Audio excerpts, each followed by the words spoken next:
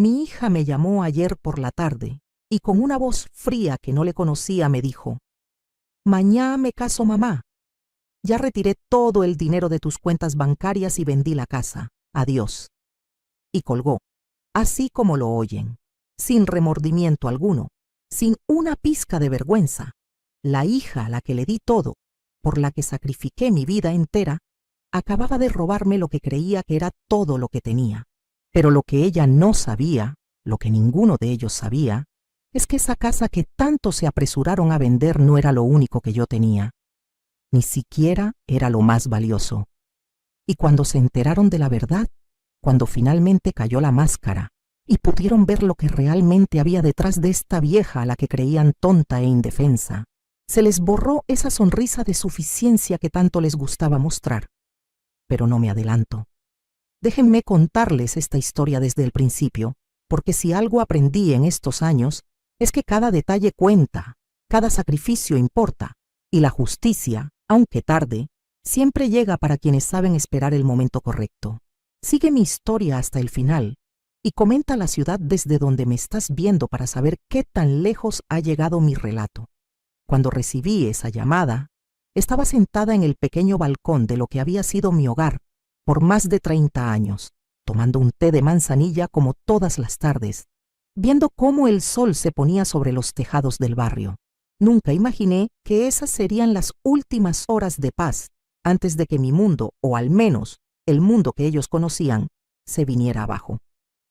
Pero déjenme presentarme correctamente. Mi nombre es Carmen Delgado de Ruiz, aunque ese apellido de casada hace mucho que dejó de significar algo para mí. Tengo 68 años, el pelo completamente blanco, que me niego a teñir porque cada cana es una medalla de batalla ganada, y arrugas que cuentan la historia de una vida que no fue fácil, pero que siempre enfrenté con la frente en alto. Nací en un pueblito de Guanajuato, de esos donde todos se conocen y las tradiciones se respetan más que las leyes. Mi padre era campesino y mi madre costurera. Gente humilde pero trabajadora, de esas que te enseñan que el valor de una persona no está en su cuenta bancaria, sino en su palabra y en sus acciones. Me casé joven, demasiado joven diría yo ahora con la perspectiva que dan los años. Tenía apenas 19 años cuando conocí a Roberto en una feria del pueblo. Él era 10 años mayor, trabajaba en la ciudad, tenía un auto propio y me prometió una vida mejor, lejos de las calles de tierra y las casas de adobe. Mis padres no estaban muy convencidos, pero yo estaba enamorada, o al menos eso creía entonces. Ahora sé que lo que sentía era el deseo de salir, de conocer algo más allá de los límites de mi pequeño mundo. Nos casamos 3 meses después de conocernos, con una ceremonia sencilla en la iglesia del pueblo y una fiesta donde bailamos hasta el amanecer. Los primeros años no fueron malos. Roberto trabajaba en una fábrica de textiles y yo conseguí empleo en una tienda de ropa en el centro. Vivíamos en un departamento chiquito, pero limpio, y aunque no nos sobraba el dinero, teníamos lo suficiente para vivir dignamente. Paola nació 2 años después de la boda. Mi niña hermosa, mi princesa, la razón por la que me levantaba cada mañana con una sonrisa, a pesar del cansancio. Desde el momento en que la vi por primera vez, con sus ojitos cerrados y sus manitas diminutas, supe que haría cualquier cosa por ella. Lo que no sabía es que ese cualquier cosa se convertiría en mi condena durante las siguientes décadas. Cuando Paola tenía apenas 6 meses, Roberto perdió su trabajo en la fábrica. Dijeron que había crisis, que tenían que reducir personal, las excusas de siempre. Al principio buscó trabajo con entusiasmo. Salía todas las mañanas con el periódico bajo el brazo marcando ofertas laborales. Pero las semanas se convirtieron en meses y su entusiasmo se transformó en amargura. Comenzó a beber, primero solo los fines de semana, luego también entre semana, hasta que llegó el punto en que no había día en que no llegara con aliento a alcohol. Yo tuve que tomar las riendas de la casa. Conseguí un segundo trabajo limpiando oficinas por las noches. Salía de la tienda a las 7 y a las 8 ya estaba con el trapeador y el balde en mano, limpiando baños y puliendo pisos hasta la medianoche. Llegaba a casa agotada, con las manos agrietadas por los químicos de limpieza y la espalda adolorida, pero no me podía quejar, porque alguien tenía que pagar la renta y comprar la leche para la niña. Roberto, mientras tanto, se la pasaba tirado en el sillón viendo televisión o en la cantina de la esquina gastando en cerveza el poco dinero que yo le dejaba para la comida. Cuando Paola cumplió 4 años, él se fue. Simplemente un día llegué del trabajo y encontré una nota sobre la mesa de la cocina que decía que se iba para el norte, que en Estados Unidos había mejores oportunidades, que nos mandaría dinero. Nunca mandó ni un peso. Nunca volvió a llamar. Simplemente desapareció de nuestras vidas como si nunca hubiera existido. ¿Y saben qué? Ni siquiera me dolió tanto como debería. Lo que me dolió fue ver a Paola preguntando por su papá durante meses, esperándolo cada tarde junto a la ventana. Desde ese momento fuimos solo ella y yo contra el mundo.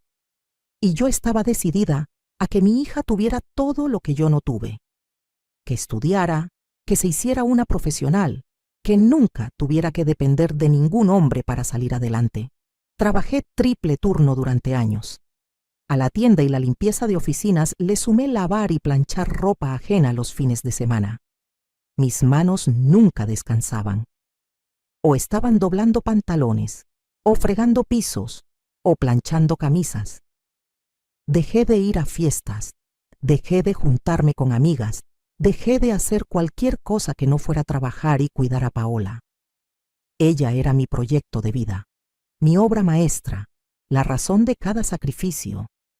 Le pagué las mejores escuelas que pude pagar con mi sueldo. Escuelas privadas de monjas, donde las niñas usaban uniforme impecable y aprendían inglés desde pequeñas. Vendí las pocas joyas que tenía de mi madre para pagar su inscripción a la secundaria. Dejé de comprarme ropa nueva durante años para que a ella nunca le faltaran sus uniformes bien planchaditos y sus zapatos bien boleados. Paola era buena estudiante, eso tengo que reconocerlo. Sacaba puras buenas calificaciones y siempre fue muy inteligente. Pero también era consentida, mal acostumbrada por mi incapacidad de negarle nada. Si quería unos zapatos que todas sus amigas tenían, yo hacía turnos extra para comprárselos. Si necesitaba dinero para una excursión escolar, yo me saltaba comidas para ahorrarlo.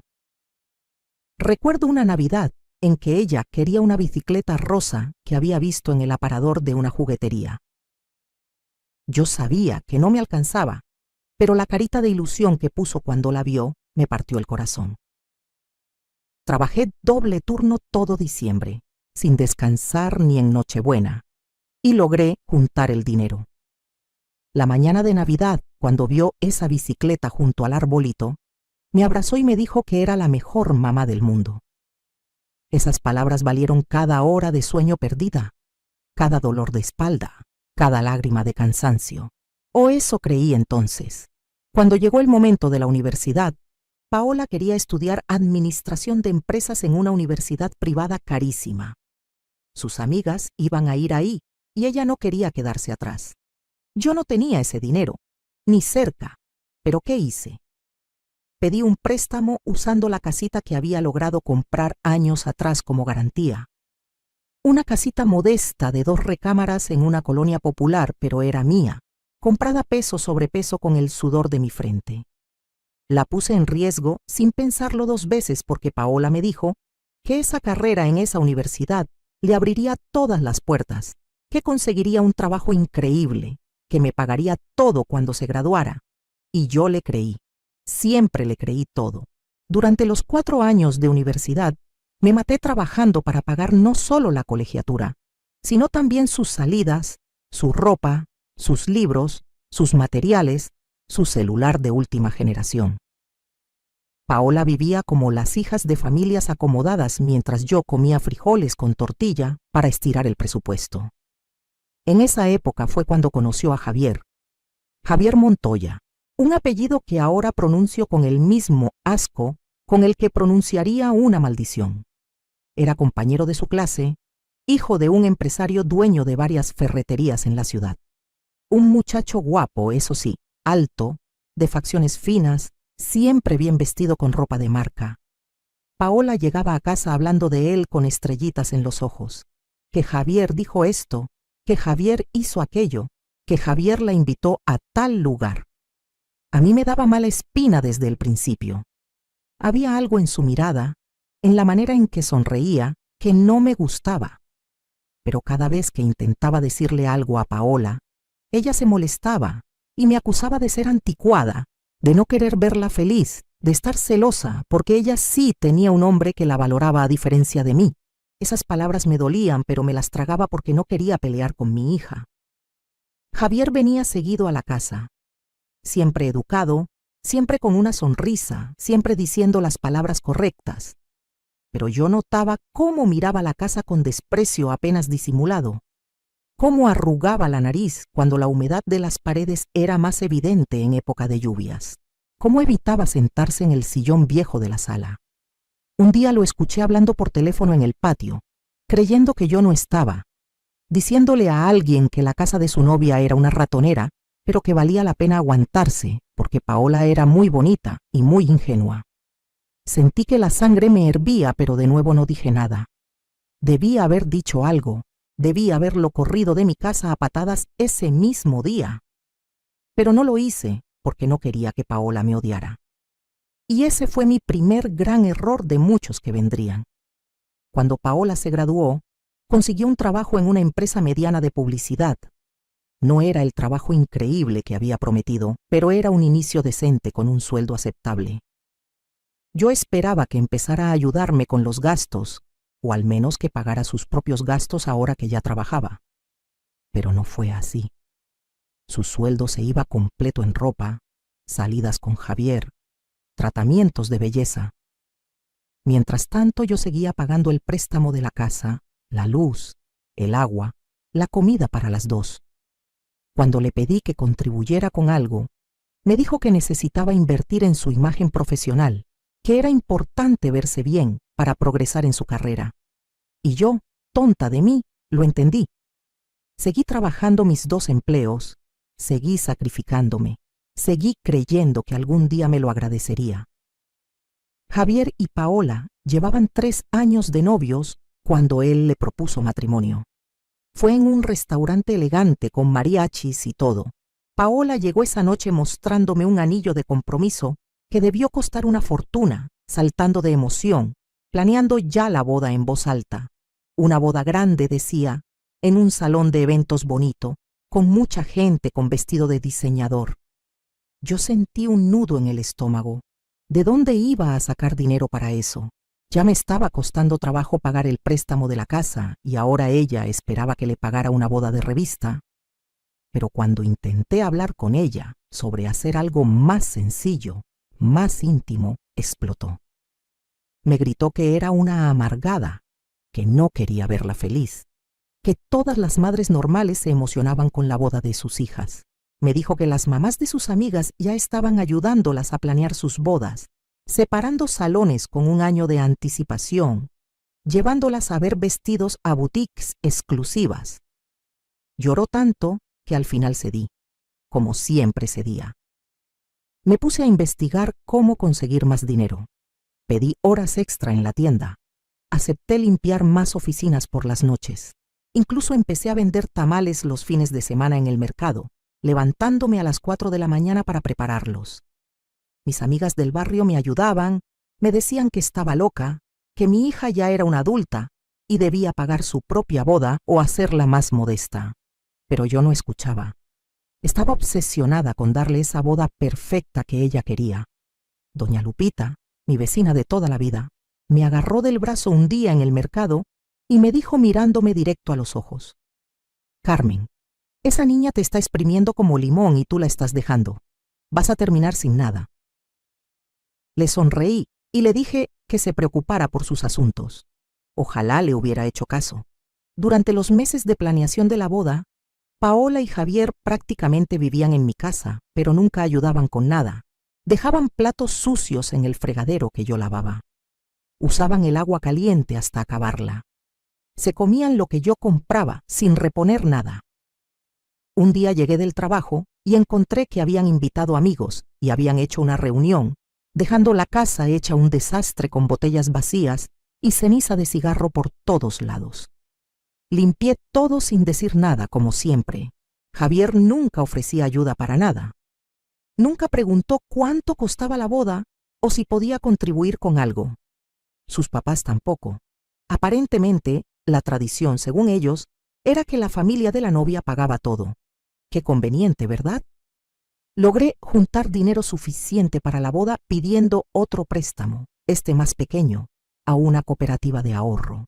La boda se llevó a cabo en un salón bonito, con vista a un jardín. Había más de 200 invitados, la mayoría amigos de Javier y su familia que yo ni conocía. El vestido de Paola costó lo que yo ganaba en 3 meses. Había arreglos florales en cada mesa, un banquete de 5 tiempos, barra libre de bebidas, grupo musical y DJ. Todo lo que ella había soñado. Yo me puse un vestido sencillo que me prestó doña Lupita, porque no me alcanzó para comprarme uno nuevo. Durante la fiesta, vi a la mamá de Javier, la señora Montoya, criticando con sus amigas los centros de mesa, diciendo que eran muy corrientes. La escuché decir que su hijo se merecía algo mejor, pero que qué se le iba a hacer. El amor era ciego. El día de la boda, mientras veía a Paola bailar su vals con Javier, tuve un momento de lucidez. Vi a mi hija, hermosa con su vestido blanco, sonriendo a un hombre que la veía como un trofeo. Vi a su nueva familia política, que nos miraban a mí y a mis humildes invitados con desdén. Vi los años de sacrificio materializados en una fiesta de 6 horas, que mañana solo sería un recuerdo y facturas por pagar. Y me pregunté si había valido la pena. Pero sacudí esos pensamientos negativos de mi cabeza. Era el día feliz de mi hija. Eso era lo que importaba. Después de la boda, Paola y Javier se fueron a vivir a un departamento que los papás de él les compraron como regalo. Un departamento en una zona residencial con alberca y gimnasio. Los primeros meses los visitaba seguido, llevándoles comida que cocinaba porque Paola nunca aprendió a cocinar bien. Yo siempre lo hacía todo por ella. Pero noté que cada vez me recibían con menos entusiasmo. Javier siempre tenía alguna excusa para irse a otra habitación cuando yo llegaba. Paola se veía incómoda, como si mi presencia en su nuevo y elegante departamento desentonara con la imagen que quería proyectar. Un día llegué sin avisar y los escuché discutiendo. Javier le decía que por qué su mamá venía tan seguido, que ya estaban casados y necesitaban su espacio, que yo era muy intensa. Paola lo defendía débilmente diciendo que yo solo quería ayudar, pero que sí, que hablaría conmigo. La siguiente vez que la visité, Paola me dijo con mucha delicadeza, eligiendo cuidadosamente sus palabras, que apreciaba todo lo que hacía por ellos, pero que necesitaban tiempo a solas como pareja recién casada. Que mejor la llamara antes de visitarlos para asegurarme de que era buen momento. Me dolió, pero lo entendí.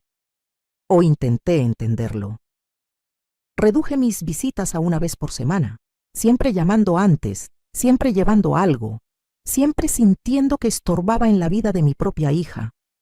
Mientras tanto, yo seguía trabajando como burra para pagar los préstamos de la casa y de la boda.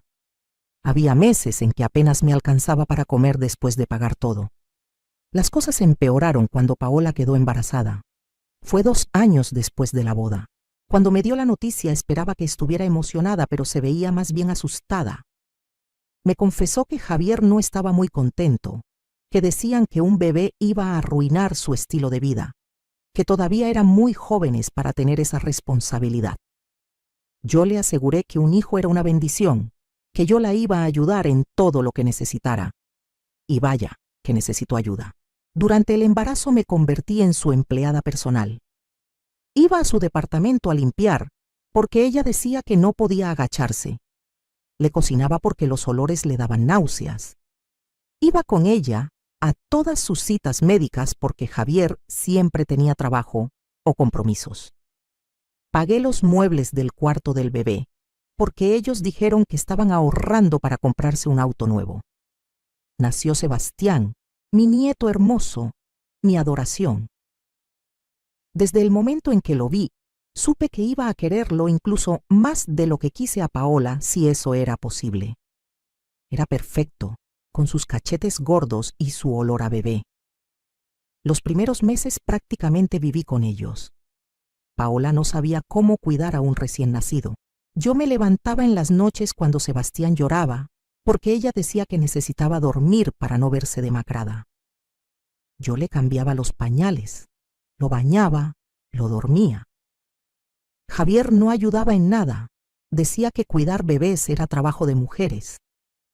Salía temprano y regresaba tarde, a veces oliendo a perfume que no era el de Paola, pero ella nunca decía nada.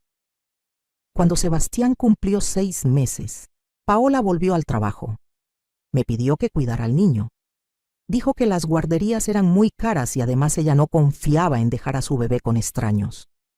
Yo en ese momento estaba por cumplir 60 años y seguía trabajando en la tienda, aunque había dejado la limpieza de oficinas porque mi cuerpo ya no aguantaba tanto. Le expliqué que trabajaba y no podía cuidar a Sebastián de tiempo completo. Se enojó muchísimo. Me dijo que qué clase de abuela era, que las abuelas se desvivían por cuidar a sus nietos, que yo era egoísta por preferir un trabajo mal pagado en lugar de ayudar a mi propia familia. Lloró tanto, me manipuló tanto con su llanto, que terminé renunciando a la tienda. Renuncié al único ingreso estable que tenía para cuidar a mi nieto sin que me pagaran ni un peso. Durante 3 años cuidé a Sebastián de lunes a viernes, de 8 de la mañana a 7 de la noche.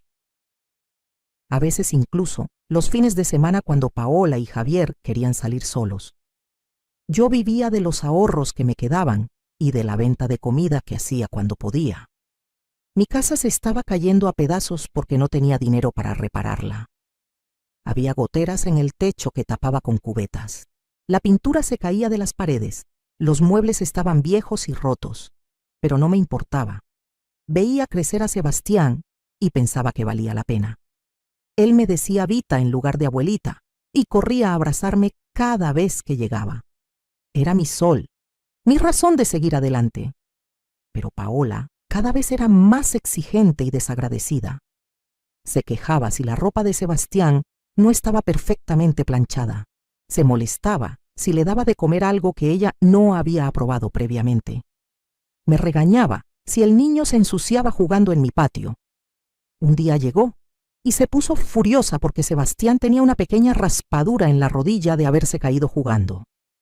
Me gritó que era una descuidada, que no servía ni para cuidar niños. Javier estaba ahí y en lugar de defenderme se rió y dijo que qué se podía esperar de una vieja. Me aguanté las lágrimas hasta que se fueron. Las visitas de Paola a mi casa eran solo para dejar o recoger a Sebastián. Nunca se quedaba a platicar. Nunca me preguntaba cómo estaba. Nunca notaba que yo había adelgazado porque a veces no comía bien para ahorrar. Nunca veía las goteras o las paredes descascaradas. O si las veía no le importaba. Yo seguía siendo solo un servicio gratuito para ella. Una nana gratis que además había sido lo suficientemente tonta como para pagarle toda su vida. Un día Sebastián se enfermó, nada grave, solo una gripa, pero tenía fiebre. Llamé a Paola al trabajo para decirle. Me contestó molesta diciendo que no podía salir de una junta importante, que le diera medicina y ya. Le dije que sería mejor que lo viera un doctor. Suspiró exasperada y me dijo que entonces yo lo llevara, que para eso estaba ahí, ¿no? Llevé al niño al doctor, pagué la consulta y las medicinas con el dinero que tenía guardado para la luz. Paola nunca me lo repuso, ni siquiera me dio las gracias. Los meses pasaban y yo cada vez estaba en peor situación económica. Debía varios meses de luz y agua. El banco me mandaba cartas de cobranza por los préstamos atrasados. No tenía de dónde sacar dinero. Una tarde, cuando Paola llegó por Sebastián, junté valor y le pedí ayuda. Le expliqué que estaba en una situación difícil, que necesitaba dinero para pagar los servicios. Me miró como si le hubiera pedido que me regalara un riñón.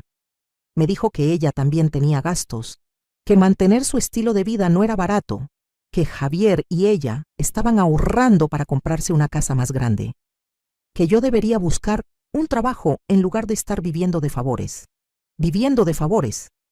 Yo que había sacrificado todo por ella, que en ese momento le estaba cuidando a su hijo gratis. Me dolió tanto que no pude ni contestarle. Esa noche lloré como no lloraba en años. Me sentía usada, despreciada, invisible. Doña Lupita vino cuando me escuchó sollozar. Se sentó conmigo en la cocina, me preparó un té y me dejó desahogarme. Cuando terminé de contarle todo, me tomó de las manos y me dijo: Carmen, esa muchacha nunca va a valorarte porque se lo diste todo muy fácil. La malcriaste tanto que ahora cree que te debe nada. Y lo peor es que tú la sigues consintiendo. Tienes que poner límites antes de que te destruya completamente. Sus palabras me calaron hondo, pero aún así no hice nada. Seguí cuidando a Sebastián, seguí dejando que Paola me tratara como trapo, seguí sacrificándome esperando que algún día cambiara. Entonces Javier perdió su trabajo. Bueno, eso fue lo que me dijeron. Después me enteré que lo corrieron por acoso a una compañera de trabajo, pero ese día me dijeron que había sido despido injustificado por reducción de personal. Paola llegó muy angustiada diciéndome que iban a tener problemas de dinero, que el sueldo de ella sola no alcanzaba para mantener el departamento y sus gastos. Yo pensé que me iba a pedir prestado dinero que yo no tenía, pero no. Lo que me pidió fue mucho peor. Me dijo que necesitaban vender mi casa. Me quedé helada. ¿Cómo que vender mi casa? Era mi patrimonio, lo único que tenía después de toda una vida de trabajo.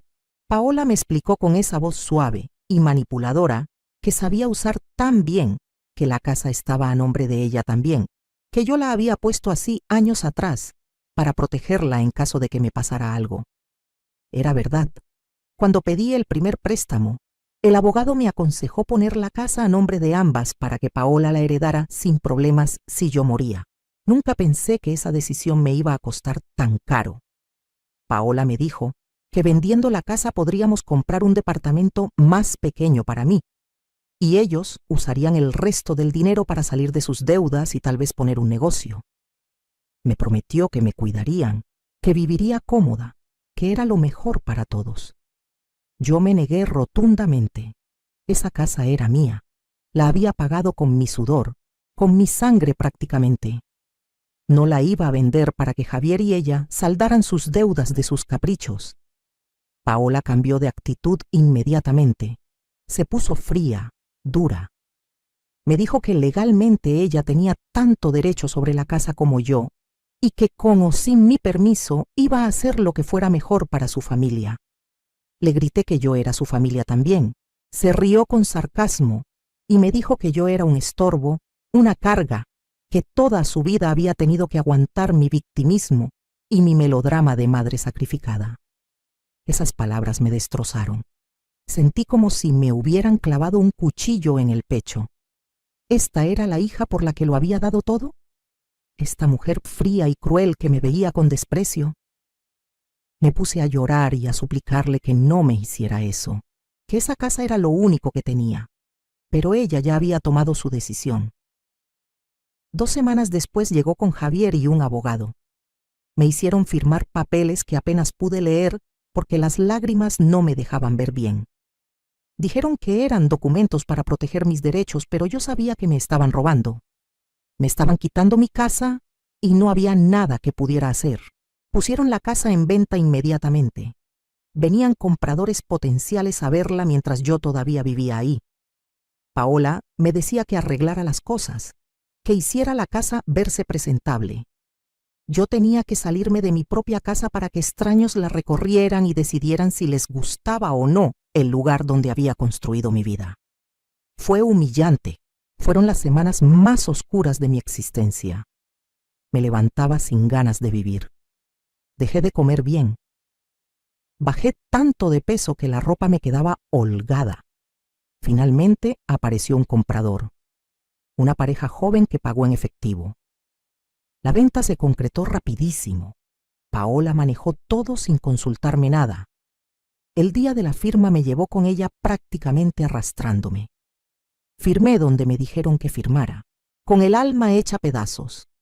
Recibieron el dinero de la venta, un dinero que debería haber sido mío, pero que Paola y Javier se repartieron como si yo no existiera. Me dieron una miseria, diciendo que eso me alcanzaba para rentar un cuartito en algún lugar mientras ellos, muy generosos, buscaban un asilo de ancianos económico para mí. Un asilo. Querían meterme a un asilo como si fuera basura de la que había que deshacerse. Yo tenía apenas 63 años en ese momento. No era una inválida que necesitara cuidados especiales. Pero para ellos yo ya no servía. Ya no era útil. Sebastián había empezado la escuela, así que ya no necesitaban niñera gratis. La casa ya estaba vendida, así que ya no había nada más que sacarme. Era momento de descartarme. Paola buscó un asilo baratísimo en las afueras de la ciudad. Un lugar deprimente con paredes grises y olor a desinfectante. Fuimos a conocerlo y yo me quería morir. Había viejitos sentados en sillas de ruedas mirando la nada. El personal se veía poco amable. Los cuartos eran diminutos y compartidos. Paola me decía que era bonito, que estaría bien ahí, que la visitaría seguido. Todas mentiras para tranquilizar su inexistente conciencia. Pero entonces, justo cuando pensé que había tocado fondo, cuando creí que mi hija finalmente me había destruido completamente, recibí una llamada que cambió todo. Era de un despacho de abogados de Guanajuato. Me informaban que mi tío Ernesto, el hermano menor de mi padre, había fallecido. Yo casi no lo había visto en mi vida adulta. Sabía que se había ido de joven a trabajar a la Ciudad de México y que le había ido bien en los negocios, pero nunca mantuvimos contacto cercano. Cuando mis papás murieron, él mandó flores y una tarjeta, pero no fue al funeral porque estaba fuera del país. Eso fue lo último que supe de él hasta esa llamada. El abogado me citó en su oficina en Guanajuato. Tuve que usar el poco dinero que Paola me había dado de la venta de la casa para pagar el autobús. Llegué a la dirección indicada, un edificio elegante en el centro histórico. La secretaria me recibió amablemente y me hizo pasar a la oficina del licenciado Guerrero, un señor de unos 50 años con lentes y traje impecable. Me ofreció café y me dio el pésame por mi tío. Luego abrió una carpeta y empezó a explicarme que mi tío Ernesto había dejado un testamento. No tenía hijos, nunca se casó, y sus únicos parientes vivos éramos yo y un primo segundo que vivía en España. A mí me dejaba la mayor parte de su herencia por ser hija de su hermano mayor. No podía creer lo que estaba escuchando. El licenciado continuó explicándome que la herencia incluía 2 propiedades en la Ciudad de México, una casa en Cuernavaca, cuentas bancarias con ahorros considerables e inversiones en varios negocios. Cuando me dijo la cantidad total casi me desmayo. Era una fortuna. Mi tío había sido millonario y yo ni siquiera lo sabía. El licenciado me explicó que los trámites para recibir la herencia tomarían algunas semanas, pero que era solo cuestión de papelería, que todo estaba en orden. Salí de esa oficina en shock, sin poder procesar lo que acababa de pasar. En el autobús de regreso no podía dejar de pensar. Por primera vez en meses, en años tal vez, sentí algo parecido a la esperanza, pero también sentí rabia, una rabia que me quemaba por dentro. Rabia contra Paola por todo lo que me había hecho. Rabia contra Javier por ser un parásito. Rabia contra mí misma por haberme dejado pisotear tanto tiempo. Y entonces, mientras veía pasar el paisaje por la ventana del autobús, tomé una decisión. No les iba a decir nada, absolutamente nada sobre la herencia. Llegué a casa, bueno, a lo que todavía era mi casa, por unos días más, antes de que los compradores tomaran posesión, y actué completamente normal. Cuando Paola llamó para recordarme que tenía que ir empacando mis cosas porque en 2 semanas tenía que entregarla, le dije que sí con voz sumisa y resignada. Le pregunté si ya había separado lugar en el asilo. Me dijo que sí, que había pagado el primer mes, que debería estarle agradecida porque ese dinero le hacía falta para otras cosas. Me tragué la rabia y le di las gracias con voz temblorosa. Las siguientes semanas fueron de las más difíciles de mi vida, pero por razones diferentes. Por fuera mantenía mi papel de vieja derrotada, empacando mis escasas pertenencias en cajas, llorando cuando Paola o Javier estaban cerca para que vieran lo destruida que estaba. Pero por dentro estaba hirviendo de rabia y también, debo admitirlo, emocionada por lo que estaba por venir. Me reuní varias veces más con el licenciado Guerrero. Contraté a un abogado aquí en la ciudad, un joven muy profesional que me recomendó doña Lupita. Le conté toda mi situación, todo lo que Paola y Javier me habían hecho. Él investigó y descubrió que los papeles que me hicieron firmar para vender la casa habían sido manipulados, que técnicamente Paola había cometido fraude al venderla sin mi consentimiento real, usando su estatus de copropietaria de manera ilegal, porque la casa estaba designada como mi residencia primaria, y ella no podía venderla sin causa justificada o sin proveerme vivienda equivalente. También descubrimos que Javier había falsificado mi firma en documentos donde yo supuestamente autorizaba que el dinero de la venta se dividiera de cierta manera. Teníamos suficiente evidencia para proceder legalmente contra ellos si yo quería. Y vaya que quería. Pero mi abogado me aconsejó esperar. Me dijo que podíamos usar esa información como palanca después. Primero que salieran todos los trámites de la herencia, que ese dinero estuviera seguro en cuentas a mi nombre únicamente, y luego proceder. Seguí su consejo. Mientras tanto, firmé los papeles de la herencia. El dinero se depositó en una cuenta nueva, que abrí en un banco diferente donde Paola no tenía ninguna información. Compré una casa hermosa en una privada en Querétaro, una ciudad donde ella no me buscaría. Una casa con 3 recámaras, jardín, cochera para 2 autos. La casa de mis sueños. También contraté un contador que organizó mis finanzas. Invertimos parte del dinero de manera inteligente para que me generara ingresos mensuales. Calculamos que con lo que tenía podría vivir cómodamente el resto de mi vida sin tener que preocuparme nunca más por dinero. Era surreal. Yo que había pasado hambre, que había trabajado hasta quebrarme la espalda, que había vivido contando cada peso, ahora tenía seguridad financiera para siempre. Llegó el día en que tenía que entregar la casa. Paola vino con Javier a recogerme. Traían una camioneta para mis cosas. Me ayudaron a subir las pocas cajas que había preparado con ropa vieja y objetos sin valor. Todo lo que realmente me importaba, documentos, fotos importantes, algunas joyas de mi mamá que había logrado esconder, ya lo había enviado a mi nueva casa en Querétaro. Nos subimos a la camioneta. Paola iba manejando, Javier en el asiento del copiloto, yo atrás como si fuera un bulto. Hablaban entre ellos, ignorándome completamente. Llegamos al asilo, el mismo lugar deprimente que había visto semanas atrás. Bajaron mis cajas. Una enfermera me recibió con una sonrisa profesional pero fría. Paola firmó unos papeles, pagó no sé qué, y luego se volteó hacia mí. Me dio un abrazo rápido de esos que das por compromiso, y me dijo que me cuidara, que vendría a visitarme pronto. Javier ni siquiera se despidió, estaba en el teléfono. Los vi alejarse en la camioneta y desaparecer en la esquina. Me sentía como si fuera el final de mi vida, pero no lo era. Era apenas el principio. Entré al asilo y le dije a la enfermera que necesitaba hacer una llamada urgente. Llamé a mi abogado y le dije que procediera con todo. Luego llamé a un taxi. Cuando la enfermera me preguntó a dónde iba, le dije que había cambiado de opinión, que ese no era lugar para mí, que me iba.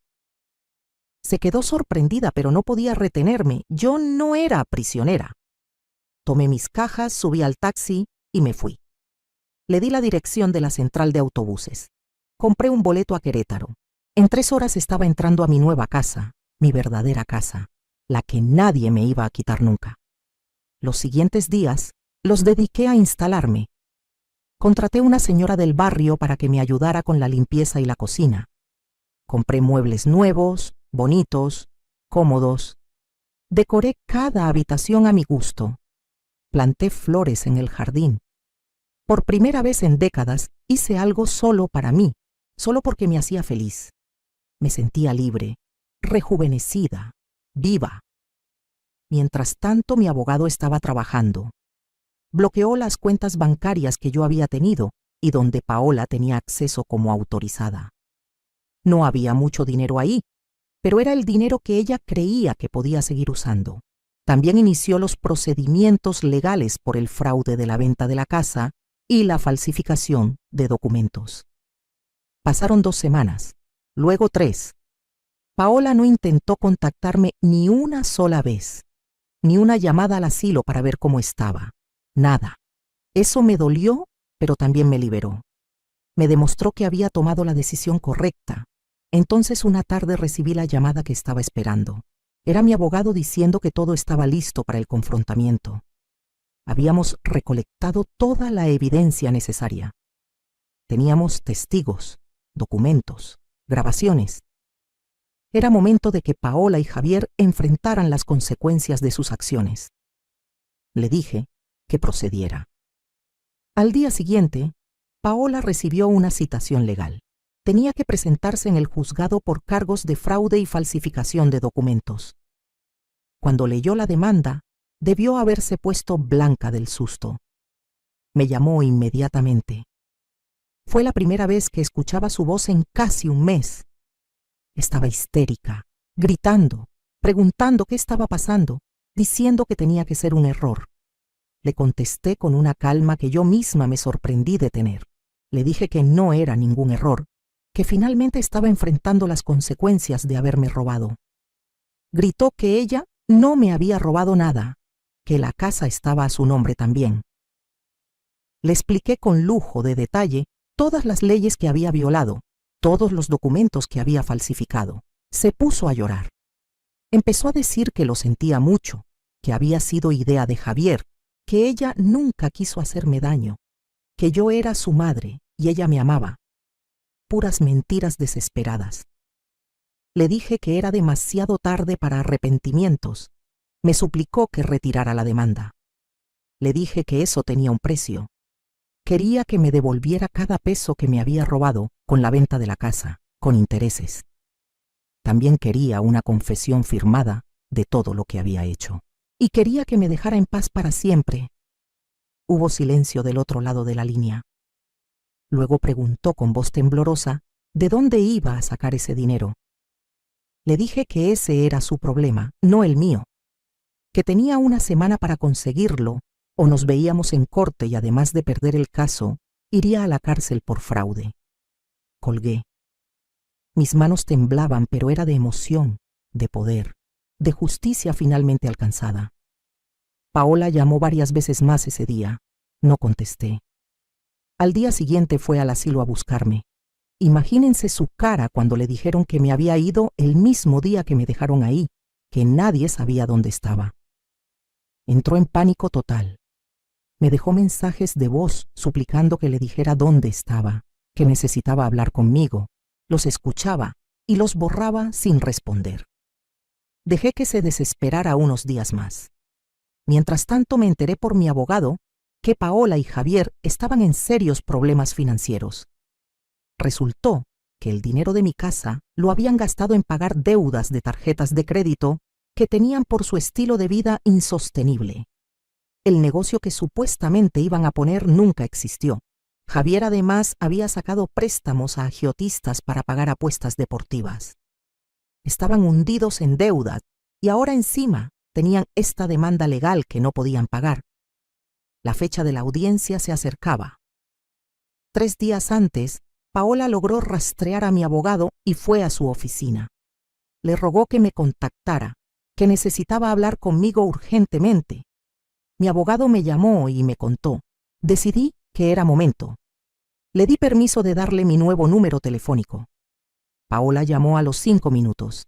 Estaba llorando histéricamente. Me dijo que lo sentía tanto, que había sido una mala hija, que me extrañaba, que por favor la perdonara. Le dije que sus lágrimas no significaban nada para mí, que había llorado por años mientras ella me exprimía y me despreciaba. Me preguntó qué quería de ella. Le repetí mis condiciones: dinero, confesión y que desapareciera de mi vida. Dijo que no tenía ese dinero, que estaban quebrados. Le dije entonces que podía vender el departamento donde vivía, ese que los papás de Javier les habían regalado. Gritó que no podía hacer eso, que dónde iban a vivir. Le contesté que ese era su problema, que tal vez podían rentar un cuartito en algún barrio pobre, que así sabría lo que era vivir sin lujos. O podían ir a vivir con los papás de Javier que tanto dinero tenían. Mencionó a Sebastián. Me dijo que pensara en mi nieto, que él no tenía la culpa de nada. Eso me dolió porque era verdad. Yo extrañaba terriblemente a Sebastián. Pero no iba a dejar que me manipulara usando al niño. Le dije que precisamente por Sebastián tenía que hacer esto, para enseñarle que las acciones tienen consecuencias, que no se puede ir por la vida abusando de la gente. Ella siguió llorando y suplicando. Finalmente me cansé. Le dije que tenía hasta el día siguiente a mediodía para depositar el dinero en la cuenta que mi abogado le proporcionaría y para firmar la confesión. Si no cumplía, nos veíamos en corte. Colgué. Esa noche casi no dormí. No por nervios, sino por anticipación. Quería ver cómo se resolvería esto. Al día siguiente, a las 11 de la mañana, mi abogado me llamó. El dinero había sido depositado. Paola había vendido el departamento de emergencia a un precio más bajo del valor real, pero había conseguido el dinero. También había firmado la confesión. Todo estaba en orden. Le dije a mi abogado que retirara la demanda. Él me preguntó si estaba segura, que todavía podíamos proceder criminalmente contra ella. Lo pensé por un momento. Parte de mí quería verla sufrir más, pero otra parte, la parte que todavía recordaba a la bebé que había tenido en brazos, quería solo cerrar este capítulo y seguir adelante con mi vida. Retiré la demanda con una condición adicional: que Paola firmara un documento donde renunciaba a cualquier derecho sobre cualquier propiedad o dinero mío en el futuro, incluyendo herencia. Que legalmente quedaba establecido que no nos debíamos nada la una a la otra. Ella firmó sin chistar. Y así, con unas cuantas firmas, mi hija quedó fuera de mi vida legal y financieramente. Pero Paola no se dio por vencida tan fácil. Empezó a llamarme constantemente, al principio llorando y pidiendo perdón, luego enojada reclamándome que cómo podía ser tan cruel con mi propia hija. La bloqueé. Consiguió otros números y siguió llamando. Bloqueé esos también. Apareció en Querétaro. No sé cómo averiguó dónde vivía, pero un día tocó a mi puerta. La vi por la ventana, pero no abrí.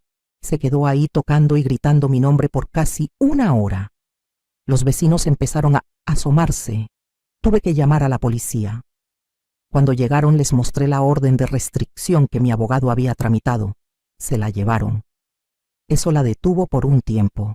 Luego empezó a mandarme cartas. Cartas largas donde me contaba cómo estaba su vida, cómo Sebastián preguntaba por mí, cómo estaban viviendo en un departamento pequeño y feo porque tuvieron que vender el bueno, cómo Javier la había dejado por otra mujer más joven. Intentaba darme lástima. Las primeras cartas las leía y me dolían. Luego empecé a tirarlas sin abrirlas. No iba a caer otra vez en su manipulación. Los meses pasaron. Yo me instalé en mi nueva vida. Hice amigas en el barrio, señoras de mi edad con las que iba a clases de baile folclórico y a tomar café. Me uní a un club de lectura. Adopté 2 gatos que me hacen compañía. Viajé por primera vez en mi vida. Fui a Oaxaca, a Chiapas, a Veracruz. Conocí playas y montañas. Probé comidas diferentes. Me compré ropa bonita. Me hice el cabello en salones elegantes. Me consentí de maneras que nunca me había permitido. Una tarde, casi un año después de todo el drama, estaba en mi jardín regando las flores cuando escuché un ruido en la puerta. Era Sebastián. Mi nieto, que ahora tenía 9 años, estaba parado en mi entrada con una mochilita. Se veía más grande, más delgado, con ropa que le quedaba un poco chica. Me vio y sus ojos se llenaron de lágrimas. Corrió hacia mí gritando «Vita». Lo abracé y nos quedamos así por varios minutos, yo llorando, él llorando. Cuando nos calmamos me contó que había tomado un autobús solo desde la ciudad, que había ahorrado dinero de su domingo durante meses, que le había preguntado a la secretaria de la escuela de su mamá dónde vivía yo porque escuchó una vez que ella mencionaba Querétaro, que se escapó de la escuela y fue a la central, y le preguntó a la gente hasta que alguien le ayudó a comprar un boleto, que me extrañaba muchísimo y que por favor no lo regresara. Mi corazón se partió en 1000 pedazos. Le di de comer, lo bañé, lo puse a dormir en una de las recámaras que había preparado, pensando que tal vez algún día. Mientras dormía, llamé a Paola. Contestó al primer timbre. Le dije que Sebastián estaba conmigo, que estaba bien.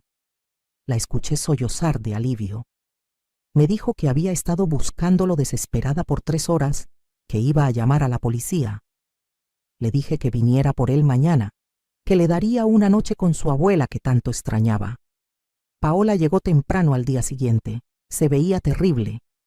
Más delgada, con ojeras, con ropa arrugada. Por primera vez sentí algo parecido a lástima por ella. Pero no dije nada. Le entregué a Sebastián que no quería irse, que lloraba y se aferraba a mí. Le dije que fuera obediente con su mamá, que lo quería mucho. Paola me miró con ojos suplicantes, pero yo simplemente cerré la puerta. Esa noche no pude dormir pensando en Sebastián, en cómo había arriesgado tanto solo para verme, en cuánto me necesitaba. Al día siguiente llamé a mi abogado. Le pregunté si había manera de que pudiera ver a mi nieto sin tener que lidiar con Paola.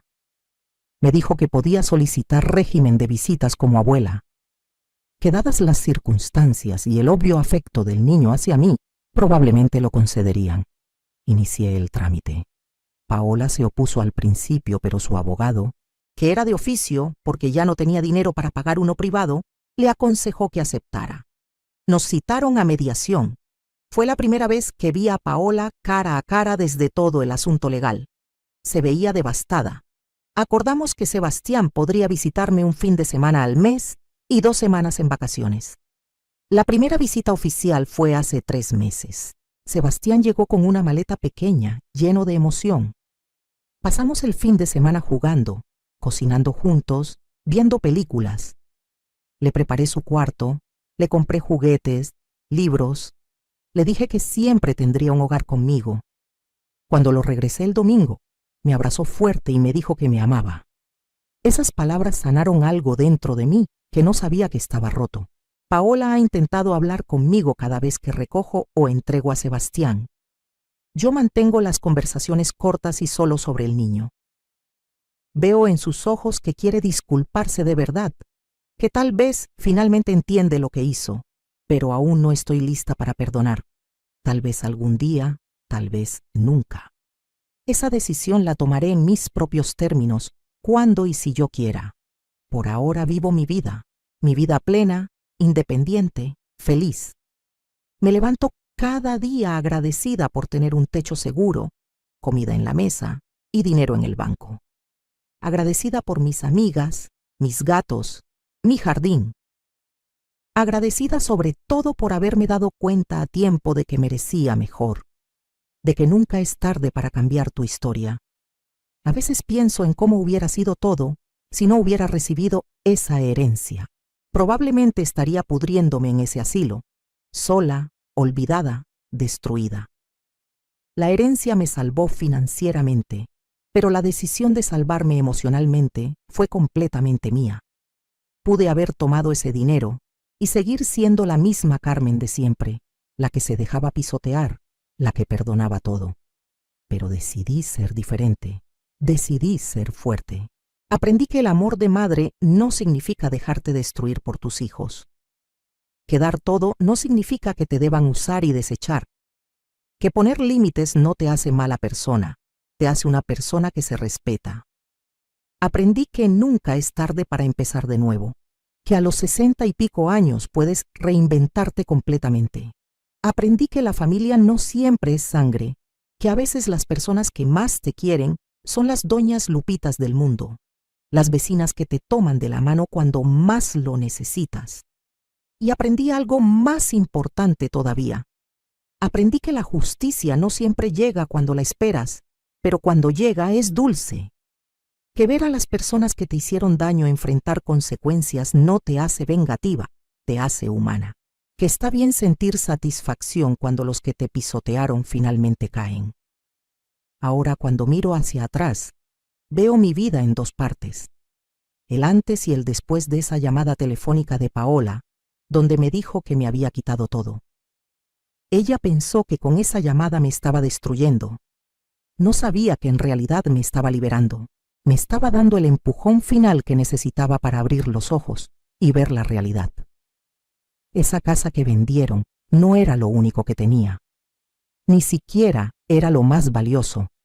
Lo más valioso era mi dignidad, mi fuerza, mi capacidad de sobrevivir. Y eso nunca me lo pudieron quitar.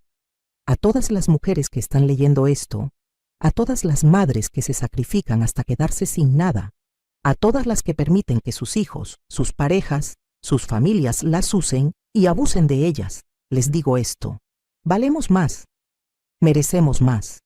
No nacimos para ser tapetes sobre los que otros limpian sus zapatos. Nacimos para ser árboles fuertes, con raíces profundas que dan sombra porque quieren, no porque los obliguen. Y cuando alguien intenta cortarnos, tenemos el derecho de defendernos, de protegernos, de decir basta. Mi historia no terminó en ese asilo como Paola planeaba. Terminó en esta hermosa casa en Querétaro, con mis gatos ronroneando a mi lado, con mis flores creciendo en el jardín, con la paz de saber que nunca más nadie me va a usar. Y cuando Sebastián viene de visita y me pregunta cómo logré todo esto, le cuento una versión simplificada. Le digo que un familiar me ayudó, que trabajé duro, que nunca me rendí. Pero sobre todo le digo que se valore, que nunca permita que nadie, ni siquiera su propia madre, lo haga sentir menos de lo que vale. La vida tiene vueltas curiosas. Yo, que pasé décadas sirviendo a otros, finalmente me estoy sirviendo a mí misma. Yo, que pasé años pensando que el amor significaba sacrificarlo todo, aprendí que el amor propio es igual de importante. Yo, que creí que había perdido todo cuando me quitaron mi casa, descubrí que había ganado algo mucho mejor: mi libertad. Así que cuando me preguntan si me arrepiento de cómo manejé la situación con Paola, si fui demasiado dura, si debí haber sido más comprensiva, respondo con total honestidad: no me arrepiento de nada.